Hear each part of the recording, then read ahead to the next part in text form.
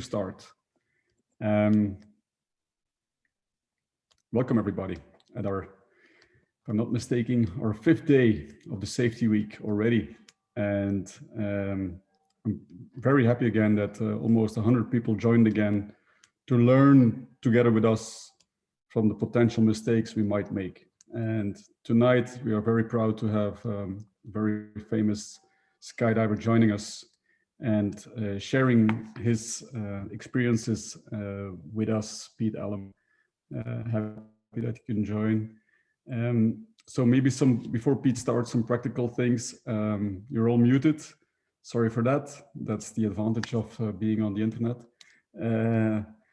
If you have any questions for Pete along the way, feel free to put them in the chat in whatever language you choose, and we'll make sure that Pete gets a question as soon as he finished one of his topics or one of his subjects, whatever might suit best. Again, please stay with us until the end, because again, like any other day, we will have a raffle at the end of the session. So for now, welcome Pete, and the floor is yours. Lucky, thank you so much. I just want to check. Can you see my screen, full screen? Perfect. And I'm just going to click forwards and backwards briefly. I just want to get some feedback to see that everything's working okay. All good. Awesome. And the sound is good as well. Alrighty. Okay. Well, thank you so much. It's such an honor to be asked to present to all of you. I want to thank Grim for the initial invitation. When Grim asked me if I would do this, he said that I could present something that I'd done before.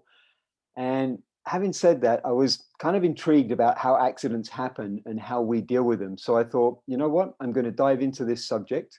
And I thought it could be really interesting to this particular group as well, rather than representing something that I'd done before. Please be a little patient with me. It's the first time I've actually done this presentation. So what's the goal this evening? My goal here is to look at the root cause of most accidents. I'd like to offer you some ideas on why they occur and then how we can learn from them.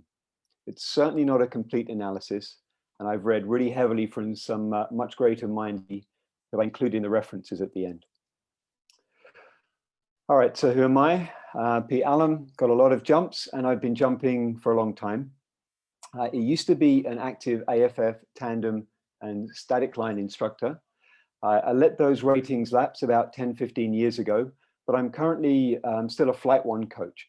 That's the only instruction I do, but I am a FS and canopy piloting competitor and coach as well. So I still coach when we are able to jump in the tunnel and out in free fall for teams as well, and some load organizing too at some fun events. So I've made a lot of mistakes, so many of them. One ended up with me in hospital for over a month.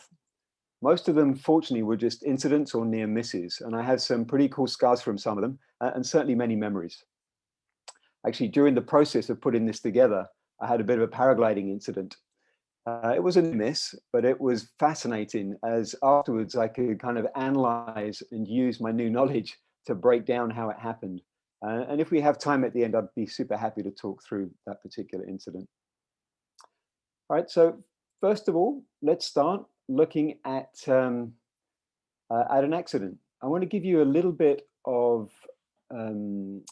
sort of, without any spoilers, the type of jump. It was selection for a big wave, probably practicing for, selection for a big wave, but also practicing for big wave stuff. The individual in the incident had a collided with someone just after exit, and then collided again during the skydive. The jump was normal, and as far as I'm aware, I don't have all the details of it, but he had about 500 to 700 jumps. What you're looking at now is the outside camera on the jump.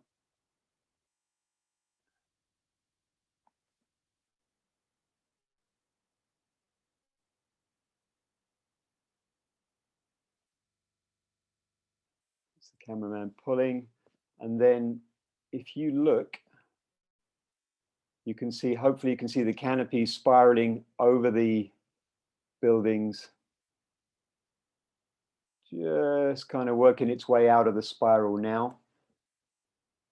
And in a couple of seconds, maybe you guys, some of you can still see it with the sharp eyes. We're going to switch to the point of view of the jumper. Here we go. So this is point of view camera now.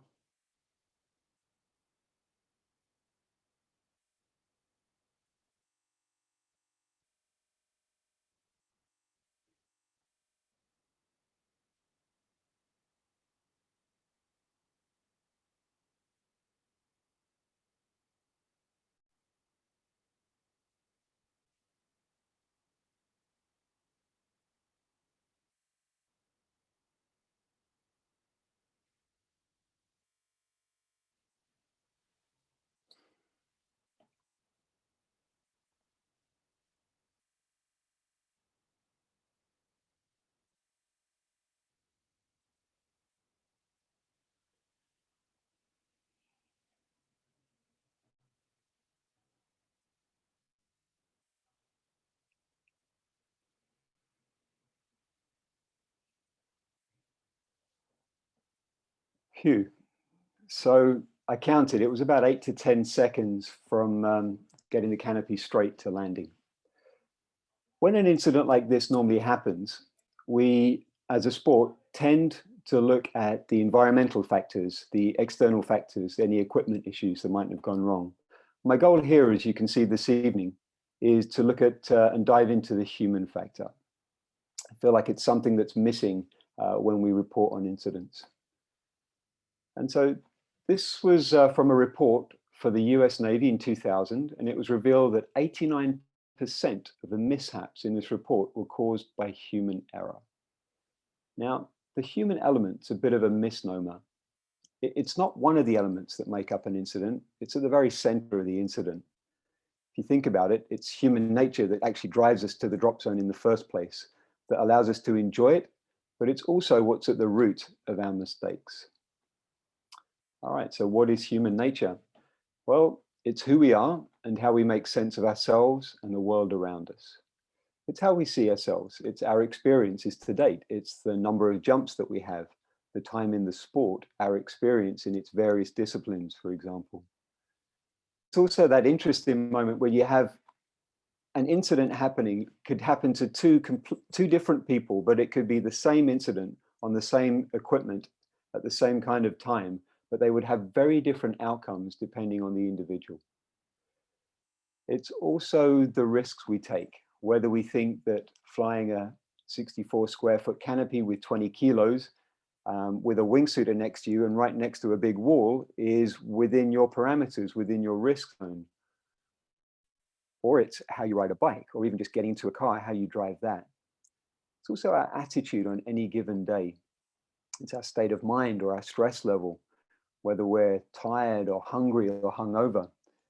It could be the way if you're rushing to the drop zone to try and get on the sunset load, or maybe trying to leave the drop zone or get onto the next load as well, different stress levels.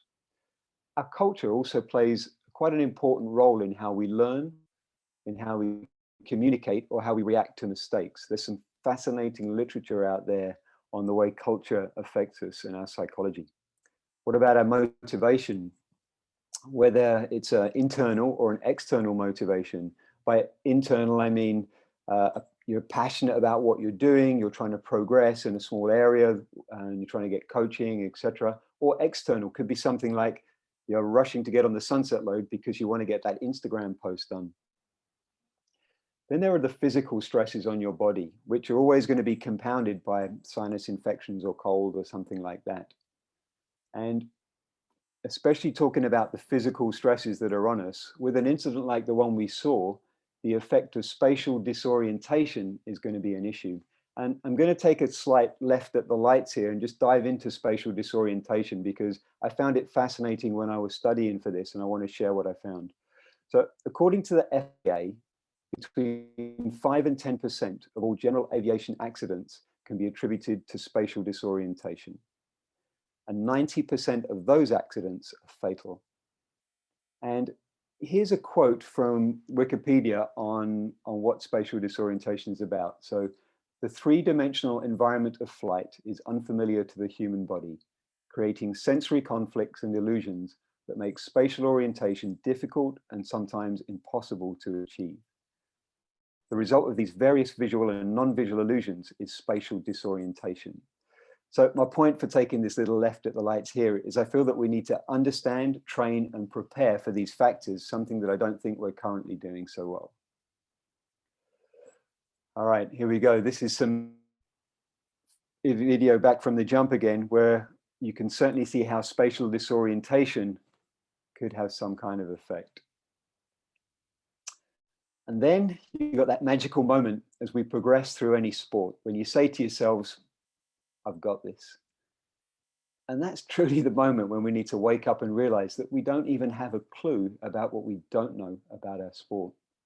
I mean, even as our skills and knowledge progress, there's a real value to holding on to a beginner's mind. You've probably heard of the two I'm about to talk about. It's the psychologists David Dunning and Justin Kruger. They showed us that on various tasks, people who did the worst were the ones who most grossly overestimated their actual performance. They were basically unskilled and unaware of it. So let's just dive into what their findings were about the Dunning-Kruger effect. They say that people will overestimate their own level of skill. And I think we can recognize that in certain skydivers who are in that magical zone, if you like. And that people will also fail to recognize genuine skill in others. That could be the person with a few hundred jumps that's watching a swoop and thinks, oh man, I'm so close to being able to do that. Or it could be me looking at Danny flying next to me in a wingsuit while we're doing XRW going, yeah, that looks pretty easy, not having any idea of how actually tough it is. Whoops, sorry, let me just go back for a second. Okay, all right. However, they do say that that people will also fail to recognize the extremity, so actually how bad they are. But with that, once they recognize and acknowledge your own previous lack of skill, you can be trained to substantially improve. And that pattern continues in the real world. Doctors who are learning spinal surgery technique committed the most errors, not on the first or the second time they did it, but on the 15th. And in aviation, pilot errors, they peak about 800 hours of flight time. And we've all seen those patterns diving. And it's normally that kind of 200 to 500 jump zone. But what really concerns me is that unless you're jumping or learning full time, attend a lot of camps or so, we remain at risk of staying in a constant state of being or at peak Dunning-Kruger effect for most of our skydiving career. And if you stay within that comfort zone for too long, doing the things you do well, you tend to build a perception that you are able to control your environment. And the more control that you feel like you have, the less risk that you actually perceive. And as well as those affecting people with 200 to 500 jumps, this consistency could well be the root cause of what some of those accidents that we see happen to really experienced skydivers or wingsuit base jumpers. I mean, we're not going to be able to get rid of risk. It's inherent in our world, and especially in the sport that we've chosen to do. In fact, if you have a little think about what the introduction of AADs has done, as well as saving numerous lives, we've seen skydivers relaxing and relying on the technology. Or if you think about ABS or safety belts in driving accident statistics, we tend to drive closer and faster when we have these things on our car. Now, as humans, we look for and we even crave risk. So let's not necessarily focus on the reduction of that risk, but on our awareness and our assessment of our ability to deal with it. I want to take a short stop now and think about how the human factors may have affected the individual and the incident. Well, it's quite possible that they were outside of their comfort zone. The fact that they collided at 2 different times with 2 different people and it was their mistake means that they were struggling a little bit. Maybe they were jumping a canopy that was too small. Maybe they perceived that their ability to handle that canopy was totally okay.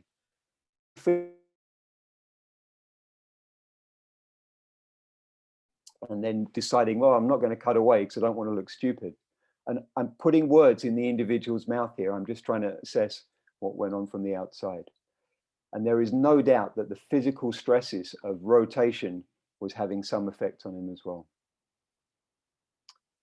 Okay, so how can we maintain awareness of ourselves, the risks, and our environment?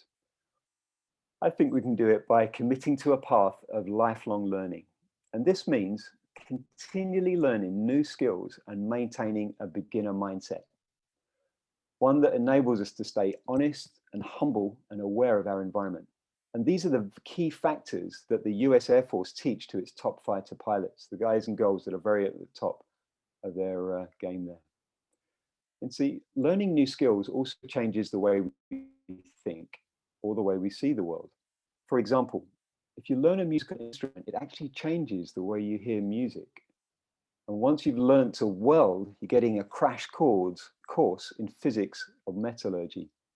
And then with skydiving, as soon as you learn to skydive, suddenly you find yourself really excited about cloud formations and wind, the strength of nylon and aerodynamics. And our world basically got bigger because we did. All right, according to Alison Gopnik, a psychologist, she said that more than any other animal, we human beings depend on our ability to learn. Our large brain and powerful learning abilities evolved, most of all, to deal with change. Now, for that change to happen in our brains, neuroscientists say that there's a complex set of processes that we have to go through. And as we age, although we can still make those changes happen, it just becomes a little harder and easier to think that we're done with the learning. I've seen some skydivers act like passengers in a commercial airline, sitting back, happy to be along for the ride, rather than the pilots in command that they actually are, responsible for themselves and each other. In skydiving in particular, it seems like we think there is just the right amount of information that we need to know in order to be good, safe, or current, instead of seeing it as an ever-evolving process. And once you jumped into that process, for change to happen, we need to get over some hurdles. Our ego, the frustration that we feel as we make mistakes, the stumbling and falling over. But if you're fully invested, you can make those connections happen in our brain, even after the ripe old age of 24. All right, again, as I was researching for this, I wanted to bring some science that I discovered as I was looking into it. And it seems that our body has a chemical route to changing our habits and learning something new. You know, when you're learning something, and that feeling of frustration and anxiety that you get as you're just trying to start to focus and learn something new. Well, according to research in neuroplasticity, what you're feeling at that moment is actually a gateway to an effective learning state. When you think about something intensely, what happens is the acetylcholine molecule is released at that precise neuron that's marked for change. And that then gets dealt with later when you're sleeping, by the way. It gets kind of ordered and learned. And the agitation and stress that you feel is caused by the release of epinephrine or noradrenaline into the body. This also holds true with making mistakes. Those uncomfortable feelings that you have as you're reacting to, fixing, or making mistakes are caused by your brain going through the vital steps to allow that change to happen. Dopamine released and the new circuits get built. And I have borrowed really heavily from an excellent Dr. Andrew Huberman. He's a specialist in neuroplasticity. I encourage you to check out what he has to say on learning. And how do we get into that state? Well, we need optimum arousal level, not too sleepy, not too jazzed up, and we can use breathing to get there. We want to be focused. We want to be involved in learning a critical skill, fully invested in that skill and learning of it. Then we want to recognize that frustration when it occurs, and then buy into the process of making mistakes, because those behavioral, the path to behavioral change is action and not thought. We need to go through those processes. Anyway, I'd encourage you to study further in that. It's a fascinating world. All right, and for us, there's a real motivation to learn. I mean, for us, changing and learning, it's still a survival skill. It's not tigers in the jungle now. It's literally surviving on our sport. So what can we do? Well, I've already said make mistakes. See that canopy in the tree there? That's me on my paragliding incident just a couple of months ago. Hopefully they're small mistakes, ones that we can learn from and walk away from, like I did. We could learn a new discipline within the sport. or even a different area within your own discipline, like a new slot or an exit. Or you could work on your canopy skills, just a different area, just learn some new stuff. Or you could learn a new sport that you've always wanted to try. I have a habit of starting something new every couple of years. This last year was paragliding, and I'm loving it, but it could be surfing, maybe golf in my 60s, you never know. Or just starting some other fun activities like juggling, something that you've always wanted to do, or learning to do handstands. Another way is to do everyday things like brushing your teeth with your other hand, or with your eyes closed, or standing on one leg. What these can do is stimulate new connections and expose you to the act of being a beginner again. And those inherent mistakes, the falling over, that go hand in hand with learning something new. Because there's a real danger. Remember staying in our comfort zone, because what that will do is it'll lull our ego into a false sense of security. What about us as coaches? Well, as coaches and instructors, I think that we have to step away from the mindset that the student failed to learn and embrace the fact that it's our job to teach them.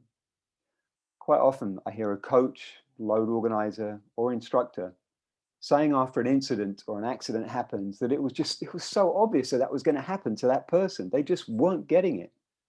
Well, if it was so obvious, why did we take the extra steps to help them understand? Why do we tend to lean away from our responsibilities and find excuses? It's that ego of ours, again, protecting us from learning something new. I had a student a couple of years ago, and he broke his ankle on landing. As I was running towards him, my lizard brain was already blaming him and his erratic behavior under canopy that I'd just seen him do. But by the time I got to him, I was kicking myself for not taking more time and care, and just thinking about the ways that I could have explained or trained things more effectively. So how can we connect a little better with our students? Well, we can show them that we're human and that we can also make mistakes. I find this is an awesome icebreaker, and it really helps confront the natural ego that builds in a coach-student scenario. For example, if I'm working with a big weight camp, after jump one, the first thing I'll do, we got the video up, we're doing the debrief, is I'll point out my mistake. And I will have made a mistake. It could have been on an exit or a move or whatever, but I'll point out my mistake and how I think I can improve from it. We can remain fully engaged with our students. Motivation is. We can take the time to listen to their perspective. Are they culturally different from you? Are they not picking up on some signals that you're making because they just don't understand your language? And the non-verbal as well. Yeah, we can video them. And I mean on landing as well, not just the free fall. We always got the free fall. What about the landing? Then we can give them feedback and then create goals for the next jump. And then that process, it begins again. Now, we ask our students to start proactively debriefing themselves after landing. Well, we can keep doing this ourselves after every kind of jump that we do. And let's teach them the right thing from the start and get them to practice often and correctly. Look for ways to simulate the real stresses on their mind and body. And that means when they're practicing the emergency drills, get them in the harness, get them using their own equipment. I'm just about to show you a video of paragliders using varying training aids. On the left, you're seeing now them using a slide in a gym. You can see them going through the processes. On the right, even more inventive, is a G-force trainer, where you see someone being put through the struggling with spatial orientation and G-force whilst they're going through their reserve procedures. It'd be nice to see something like this in the skydiving environment. It's really easy to lean away from a mistake that we've made and start deflecting the blame onto the equipment or the weather or something else.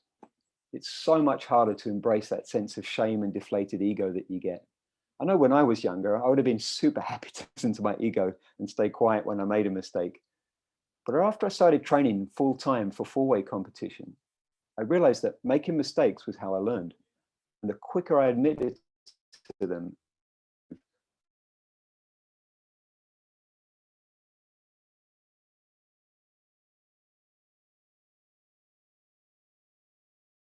and found a strategy to improve. Me and my teammate, we left the tailgate and we switched places on exit. And it felt like half an hour, but it was just like half a second and we were back in the same slot. We'd reset and we got on with the jump. It's so important to be able to make a mistake, move on from it, and then keep going. That was also important to me for the success of the competition. Could reframe. And according to research, there seems to be another handy side effect to all this learning and making mistakes. Less chance of suffering from cognitive disorders, which means a better life quality as we age. So before we move on, let's think about how a path of lifelong learning could have helped the individual in the incident. Certainly being current with their emergency procedures, learning about the stresses that can be put on the body or mind during an incident, so that then you can practice and visualize dealing with them on a regular basis. Being less affected by the previous errors on the jump, because if you're used to making and learning from mistakes, rather than that shame that you normally get once you've made a mistake and you're trying to hide. And then you've made the mistake. Well, what can we do now? How can we help ourselves and our community to learn from it? By filing an incident report. The US Coast Guard and the Maritime Administration have helped to establish a voluntary system. What they do is they intend to receive, analyze, and disseminate information about unsafe occurrences. What they say is that these non-accidents or problem events provide an untapped source of data. In aviation as well, the UK Air Accident Investigation Branch, they insist that individuals report these near-miss incidents in the same manner that they are obliged to report accidents. And if you think about it, incident reporting schemes are way cheaper than the cost of an accident. We don't want to have to wait for a fatality to have access to important information or patterns that can be found in looking at the data of near misses. And when we're analyzing an incident, it's a bit like solving a puzzle. We need to know the what, where, how, and why. A classic mistake at this moment is to point the finger at the who. And that's not our goal here. That will be the goal of a crime scene investigation. And at the end of the day, if we want to encourage people to use these near miss or non-accident reports, we need to offer anonymity. And that way people can be free to share their mistakes without the necessity of shame or the finger pointing by those keyboard warriors, which so often stifles a learning opportunity. Having said that, talking about anonymity, I have to say that admitting to and sharing your own mistakes has to be the best way to learn. It's quite liberating. For the most part, our current incident reports focus on actual accidents and the external elements like equipment or the environment. I think that we should also be collecting data on the human element and the near misses. Now, that incident that I highlighted at the very beginning didn't even make it into a report, as there was no malfunction and there was no injury. Right, what's the goal of a report? We need to be able to investigate the incident and collect the data. We want to reconstruct that incident, then analyze the data and identify its root causes, whether they be human, environmental, or equipment. And then we want to report those findings and make recommendations. And then it's up to the individual, the drop zone, or the federation to develop a plan for corrective action. Is it physical training or behavioral change? The individual, the drop zone, or the federation will then implement that plan, evaluate the effectiveness of it, and then make changes for continual improvement. It could be something like a safety bulletin, you know. All right, and what I'm suggesting is a standardized international report database for near misses, as well as accidents, and that it's anonymous, really easy to use, and we need to have open access to the data that gets spat out from it. So let's look at this kind of pretend incident report, if you like. This is the information that I will be looking for, is basic information. All I have from the individual that was in this incident is their jump number, 700 jumps. I know nothing about the training, currency, etc. Their equipment, on their equipment, something of note here is obviously there was some kind of either equipment failure or incorrect use or packing with the brake fire that went on. Well, the type of jump, the number of people, certainly with the experience, it's quite possible that they were outside of their comfort zone on the skydive. The environment, don't think there's anything too of an effect from the incident that we saw. The physical factors, I have no idea of the individual's physical condition or stress level. Certainly, there were some forces on the body from spinning through the incident. Maybe there was some stress from having made those mistakes as well prior in the jump. The mental factors. This is the bit where I think if it's anonymous, we can ask and get more information. Because obviously I know nothing about the individual that was on this particular incident, but I'm assuming that they had some issues with the jump. They were outside of their comfort zone. I have no idea of the motivation, but it would be super interesting to study that data. And then the interesting bit at the end, what is the consequence of future practice? Well, from the individual's point of view, certainly have a little think about my canopy choice in the future. I would want to get as current as possible with my emergency procedures. I would want to learn to trust my instruments when I'm spatially disorientated. And I would want to understand what my comfort zone is and what the real risks are with what I'm doing. And one way to do that would be to involve myself in a process of continual learning. What could the drop zone do? Well, the community eye. In the community, hopefully someone sees someone a little bit outside their comfort zone, they might say, hey, just remember the basics as well. We've got survival skills here too. It's not just about the big way camp. Or someone noticing that when I say someone, it should be a coach or an instructor or a canopy coach that mentions about someone flying a canopy that's maybe incorrect for them. From a federation or drop zones point of view, I know there's a lot of drop zones out there looking to wing loading tables. We're paying a lot more attention to the risks of downsizing now after seeing too many accidents. And there might be some kind of safety bulletin about the toggle holders for that particular set of gear. All right, what else? I'm sure I've forgotten some stuff. I'm sure there's some interesting input from you guys that you can help talk through at the end, but this is just me spitting out that information. We've got in an easy to look at chart, we've got the lack of currency, maybe it's definitely a stressful skydive. There was 2 collisions on the jump, the high wing loading for experience, the brake fire that caused the spinning, the decision to not cut away, leaving very little time to react, and then a very lucky off landing. Okay. Well, whilst I was researching for this, I found a really good in-depth study into the process of incident reporting. It's by Chris Johnson, and I've included it in the references. I encourage you to check it out. There's some really good examples out there of how this process can work in the shipping or aviation industry.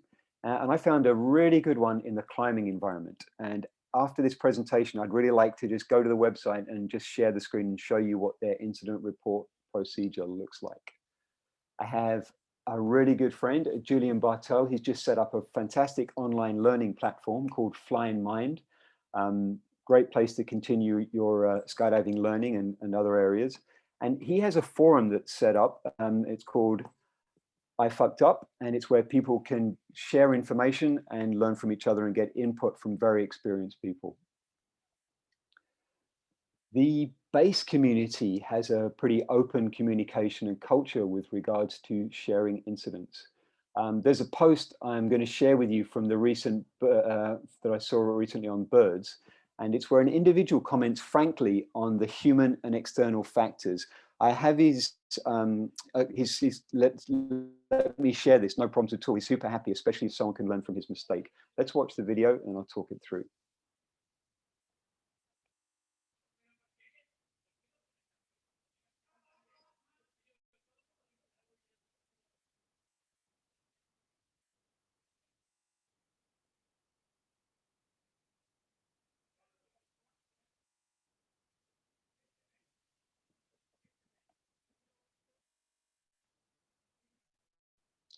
Phew.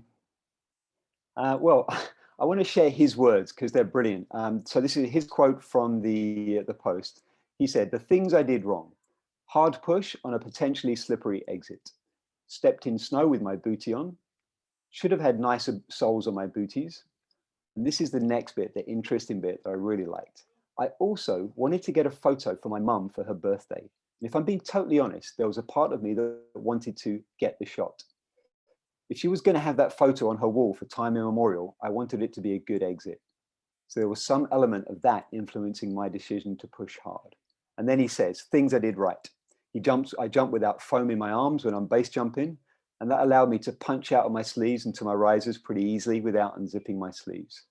He pitched early because obviously it was a wingsuit. He could have chosen to fly away, but he decided to pitch early without any.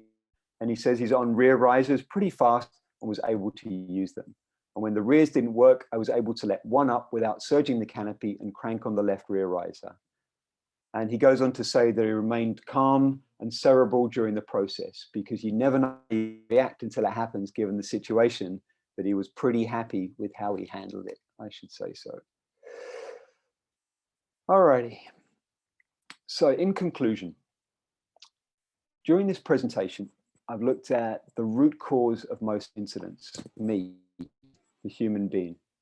So what do I need to do to stay alive or uninjured for as long as possible? Well, my goal is to remain aware of my perception, the environment, and the inherent risks, and remain a student for life. And then once I've made those mistakes, I want to be able to share those lessons effectively with others. Remember, you can't continue to assume that better equipment and automation will reduce all of the incidents. In fact, they're going to make us more complacent and reduce our perception of the risk. So even though this activity is risky and we're going to make mistakes, I say, let's go jump. Alrighty. Get rid of that. Okay, well, that's the main body of the presentation done. Before I move over to the questions, what I'd really like to do is show you guys a couple of, or this, let me just find, there we go. Share my screen. Cancel. Just give me 1 second. Slight technical issue. There we go.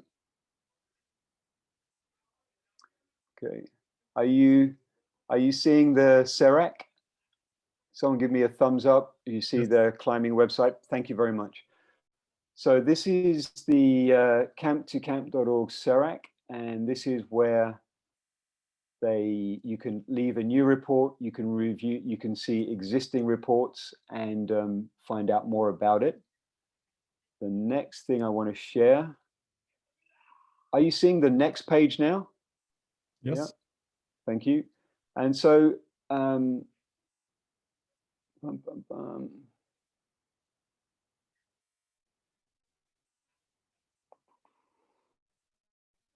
yeah, so the goal here is to share your misadventure, turning it into a learning situation for the benefit of the entire community. You help to build collective intelligence and improve our knowledge of accident scenarios. You contribute to the development of a culture of experience feedback based on actual problem situations. And you facilitate the production of technical recommendations and the progress of accidentology research. You gain insight into your own experience and you improve your risk management thanks to other people's tales. I just thought it was really interesting to share that, what other sports are doing in this particular environment. Okay. Happy if I move on to answer the questions, Blocky? Yeah, maybe one intermediate or reaction on the safety incident report. Yeah. First of all, I will tell you what we are doing in our federation. That might be interested for you as well, and maybe everybody's listening to explain a little bit. And maybe you can also explain if you have any knowledge of other federations doing something similar where you are familiar with. Maybe just some feedback under a strong impulse of our safety officer, Philip Hellemans. We started implementing the incident reports very heavily also since 3 years now. We have collected over 1,200 incidents, or sometimes also near misses in whatever form. We do anonymize them and share them back to the community in a kind of a report where we say, okay, we're seeing a lot of landing incidents, or we're seeing a lot of people crossing the runway, or a lot of different things that we do, and we report it back like quarterly to the whole community in a report, and that's something we share very openly. So that's the spirit that we are having. We would like more incident reports, and I think the anonymous part is something that's definitely interesting, because to people now it is somebody reporting for you, and it could be definitely more from a concept that people individually report their own things that they didn't tell anybody or whatever. That would be definitely be an added value. Yeah. Yeah, I think the way the climbing site has it is really clever, because you just log on, create a user interface, and you throw the details down. You can leave your name, but you don't have to. Yeah. So that would be useful. I think the BPA has a similar idea of reporting near misses. I struggle to get the data though. So if you guys are punching it out quarterly, that's a really good idea. Moritz, you had a point? I think he wants to do we want to unmute Moritz for a second? Oh, sorry. Well, I was discussing something with my girlfriend. Oh, okay. All right, all good. Okay, cool. Anyone else know of any other, you could put the raised hand on the reaction function of any other federation. Yeah, there's a reaction, the Germans apparently. Patrick, I assume that DVF is the German federation. Yep. Deutsches Fallschirmverein. They publish yearly reports on incidents, mostly though accidents. Right. And I think there is a difference.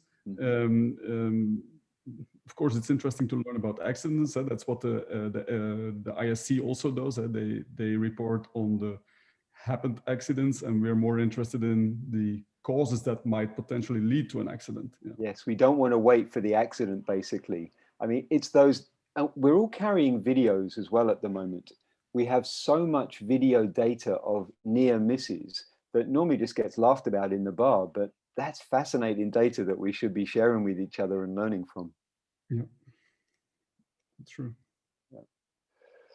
Okay. Anything else before I move on to those questions? No? Nope. Okay.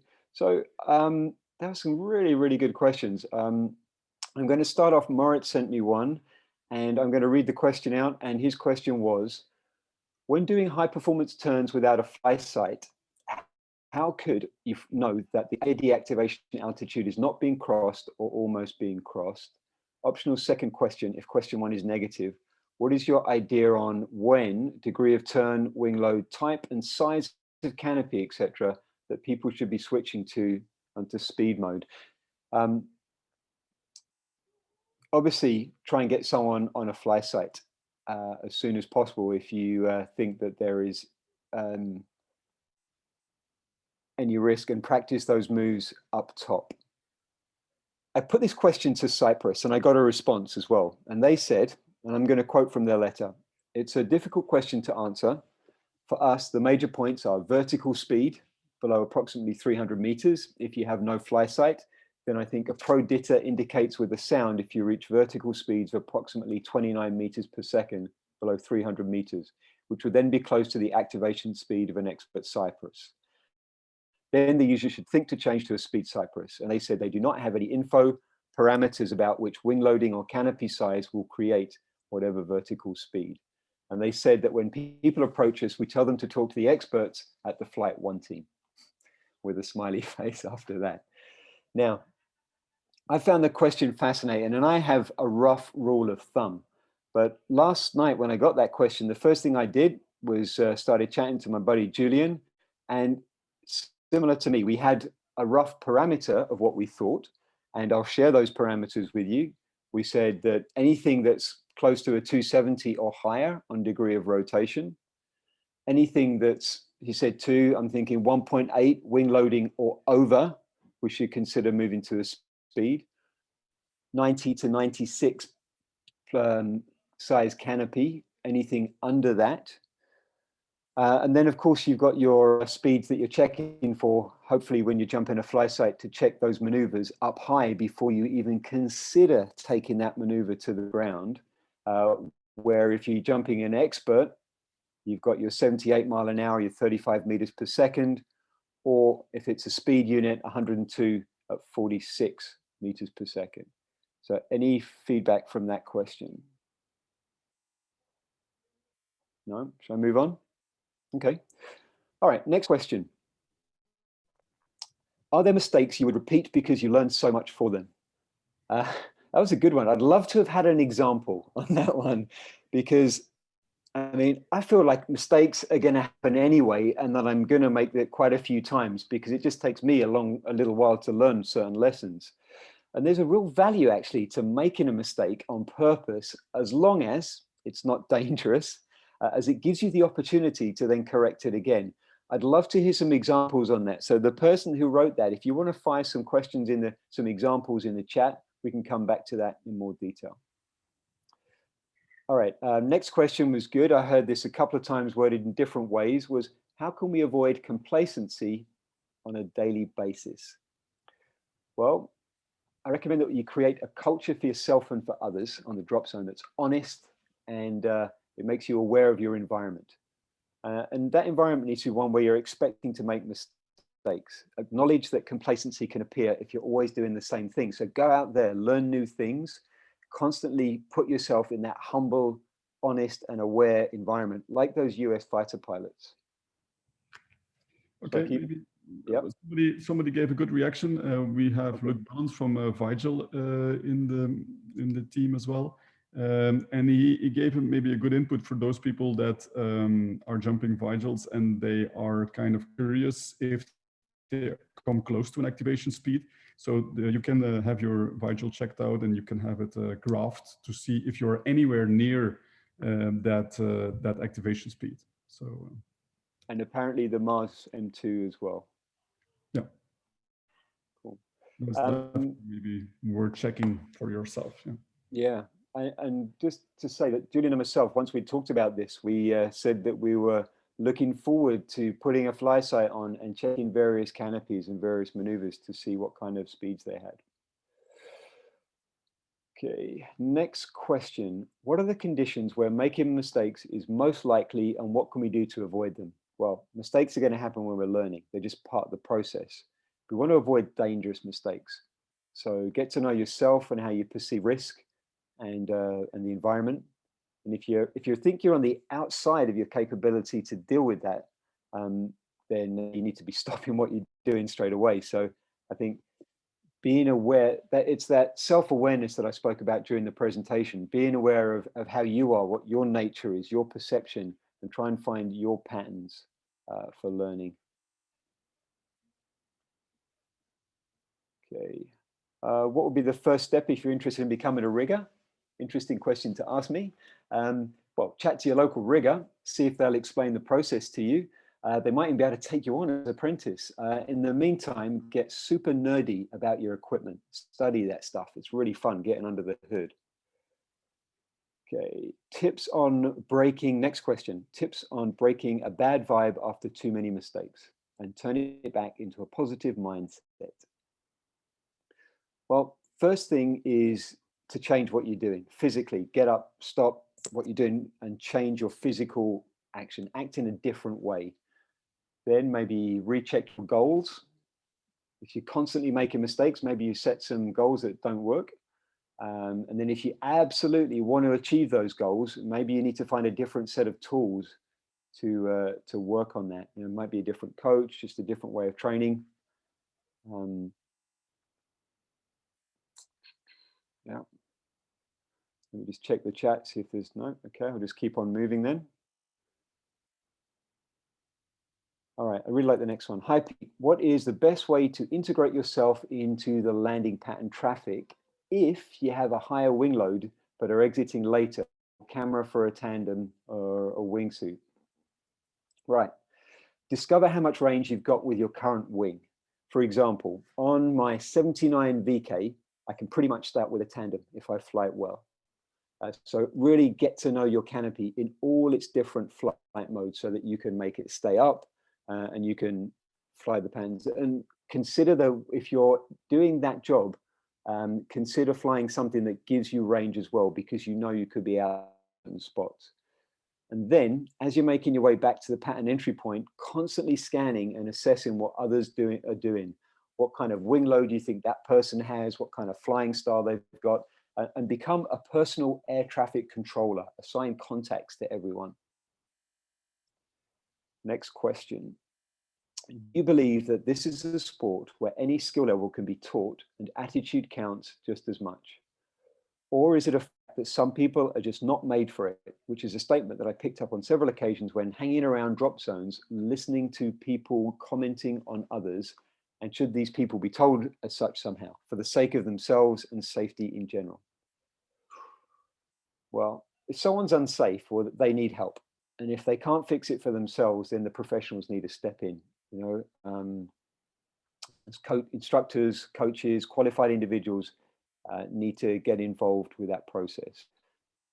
Most people who really want to do something, and providing they have an achievable goal, even if it's a huge goal, those people can achieve it if you have the right amount of desire, grit, and coaching.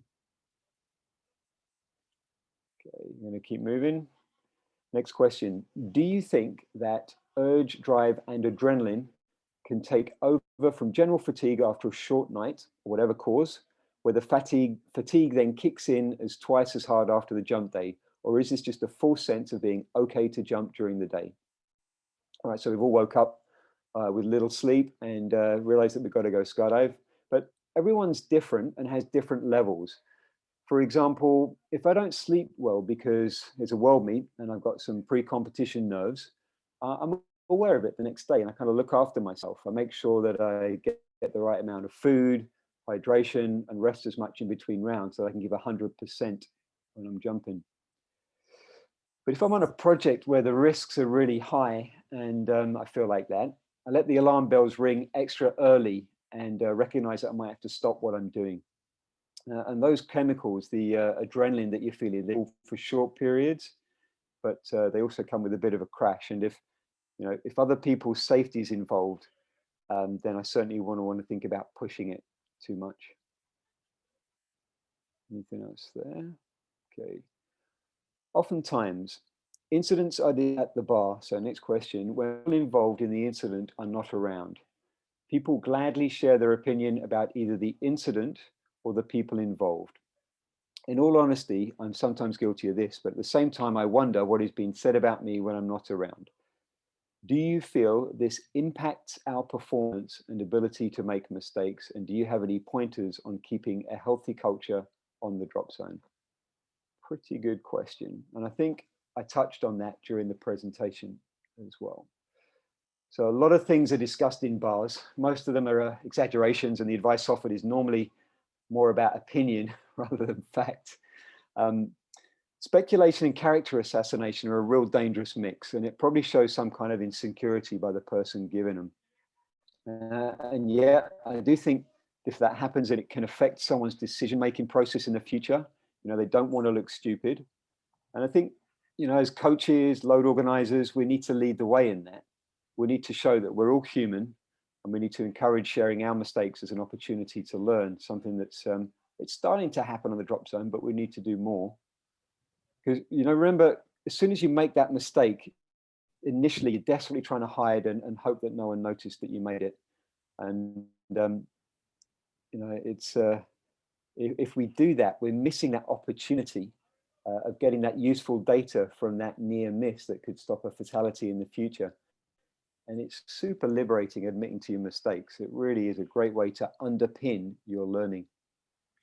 I would like to react to that because I personally think that we all have seen the dirty laundry videos that are played in many drop zones, and I know that in Skydive and Korea they do it as well. At least they used to do in the old bar. I don't know if there is already a new bar, but I remember that there was one in the old bar, and almost any drop zone that I come, there was this kind of dirty laundry video, and it's mainly for fun, but it's also for learning, I would say. And my personal opinion is, again, it's my personal opinion that you should, if you were the one making the mistake, you should set aside your ego and let everybody on one side have a laugh, but on the other side also learn from it and see what possibly can go wrong.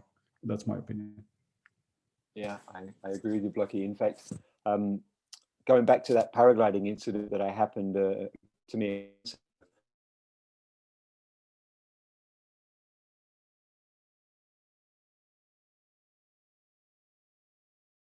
A couple there, and the next day I came back from my assessment, and so 100 people saw my incident, and man, it just felt so good to do it, because then, you know, I listed what I thought the mistakes I made, but I picked up some new tips as well. I mean, in paragliding, I'm an absolute beginner, so yeah, I need to recognize that. Cool. Right, next question. What is your opinion on the role of fear in this matter? Meaning, isn't there a lack of fear among young skydivers, generally speaking, causing them to make mistakes or putting themselves in tough situations and bad decision making? And the second part is how to prevent complacency better. I think I dove into that during the presentation, but well, we need to understand the risks. So they need to be explained by sharing near misses, just going through that process really, and so that we can see the patterns. And so if someone isn't feeling fear, then something's pretty wrong. So that someone has a false perception of the risks. I think that's also the hardest part, is getting somebody to see that potentially there is something wrong, whatever that might be. I can give an example. We all know him. It's one of my best friends and a former teammate, Gregor. It was not always easy to explain that maybe he was also doing something not particularly right. And those had little consequences, of course, because it's mainly information skydiving. But sometimes it's hard if you know somebody, even if you know somebody very well, to have them see that something is maybe not the way it should be. And I think that's the hardest part in skydiving. People are not always open to see that there is something that potentially is wrong. Yeah. And that begins with the community, right? In building the environment on the drop zone, amongst this at a very early stage. I think it can even happen on the AFF course. I mean, I know you need to respect your coach, but there needs to be that humanity and spread that culture from an early stage. I think most of us who've been on teams get to understand that pretty quickly, because it is the way to progress. All right, I think there's one last question that I saw. Is there a way to help people who don't learn from their mistakes and keep making the same mistake over and over and over? Well, yeah, we need to change the way we're teaching them. I mean, if they're constantly making the same mistake, it could be our mistake as well.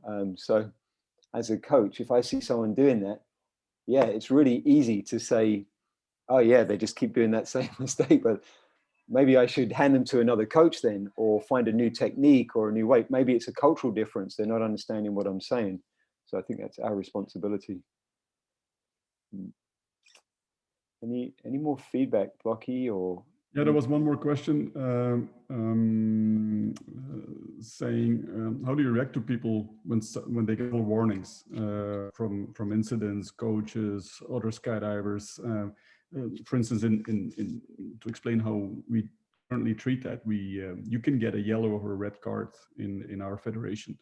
Mainly, we start off hopefully with just a conversation, but potentially depending on the intensity of the potential mistake or the near miss that you have caused, or sometimes you might have caused an incident, you might potentially get a mistake. And a yellow card actually just means that you got a warning, an official warning, and it stays around for 3 months. And a red card means that you're kind of grounded for the day, and you really have to consider what's happening. And if you get 2 yellow cards in a 3 months line, that might lead also to a red card. So that's the way we currently try to.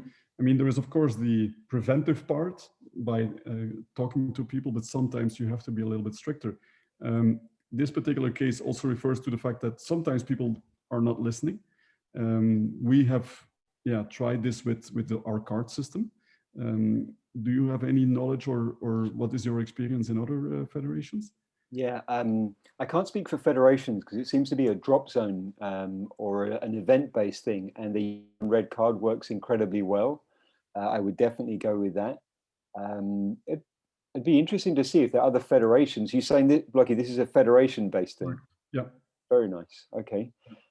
Just to kind of stretch that out as well a little bit, you know, when you're walking back from the drop zone and you know you've done something wrong, most of the time you want to dodge past ground control so they don't speak to you.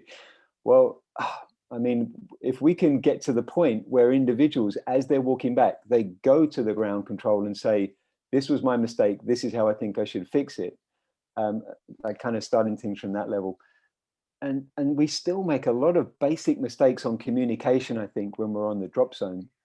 When someone has made a mistake, they're feeling defensive, they're feeling shame, they're trying to protect their ego.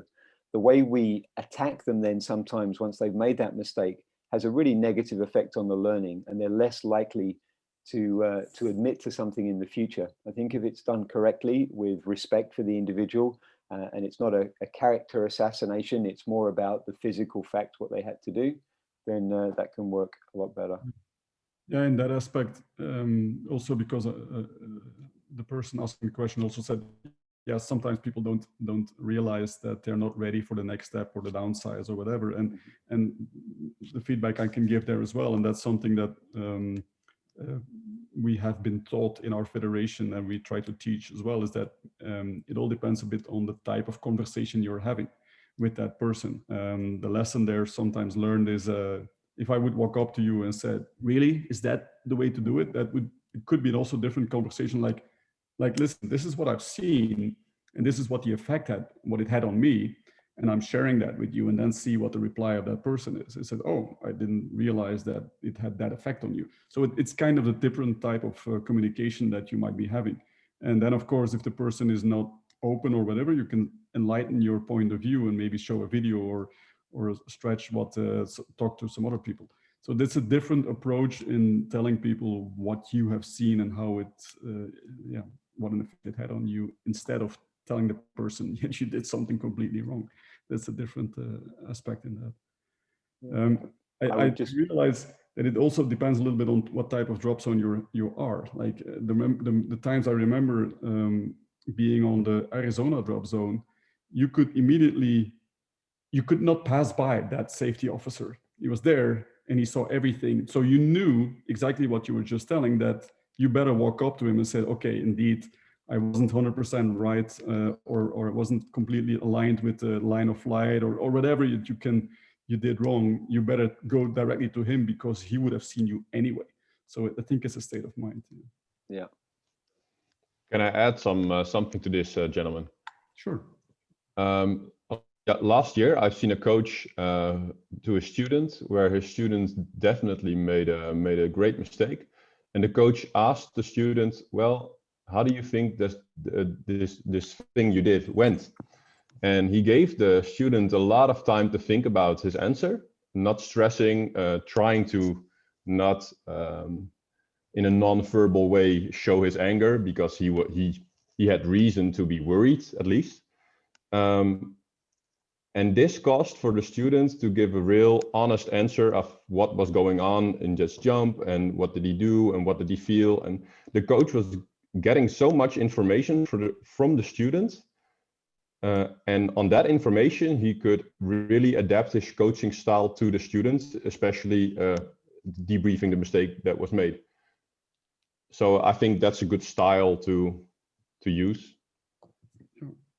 Thanks, Moritz. I think we're all kind of agreeing on that right now, that communication is a skill that, we come from a sport that has its roots in the military. And I know when I started jumping, my instructors would just shout at me for whatever reason. I just always assumed I was doing something wrong. And then as I first started teaching static line, I shouted, because that's how everyone was teaching. But I was 16 then, and it was 1979. So I hope I've moved forward from that point. Well, I think it's a little bit with age, right? The older you become, the more you know you don't know, right? Yeah. And maybe that's one last one to close off, because again, in your opinion, I mean, you see a lot on a daily basis or a yearly basis. You see a lot of older skydivers and younger skydivers. Is there any arrow you can draw on that, saying that the older ones are the ones that get calmer or more experienced, and are they losing their wild hairs, or is it still every age category? For me, it's not an age-based thing. It looks to be the character. the character of the individual, the environment they're in, the community they're with, their peers, how other people react around. I wouldn't say it's age related. Then I would have to have data to Plucky to give you a really good answer on that one. But on the drop zone, you know, we all know the person that is not going to take the criticism well. So I normally get handed to talk to them because I'm quite polite with people. But and then you have, you know, I'd really like to think that we're changing it though. I mean, I think all this time spent on Zoom over the last year and a half has brought an hour. I was actually, obviously we'd all rather be skydiving, but I was thinking what a pleasure it's been to learn so much in this year. Don't know about you guys, but I've learned more in this year of not skydiving, about skydiving, than I have when I was jumping. Yeah. I would agree to the same thing. Maybe as a final note, I think the big advantage of all of us sitting at home is that indeed we all started sharing more than ever, and we are normally better prepared than any skydiving year. We are less current, but we are better prepared. I agree, Blocky. And on that note, I would like to really thank you, Pete, for joining us and sharing your wisdom with us. So we're gonna do a raffle. Could I just, excuse me, Blocky? Sure. The references, I just want to let everyone know that all those references, I encourage you to check them out. I've handed them to the guys. They'll be, I'm sure they'll push them out to you. Yeah, they're going to be on the blog tomorrow. Thank you very much. Yep. Cool. So thanks a lot. Good to see you again. Hopefully we can see each other in person pretty soon.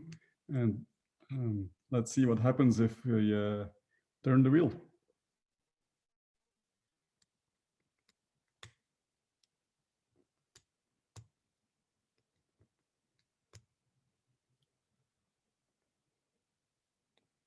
Voila, we got a winner. Proficiat, Benoit. So that's the way.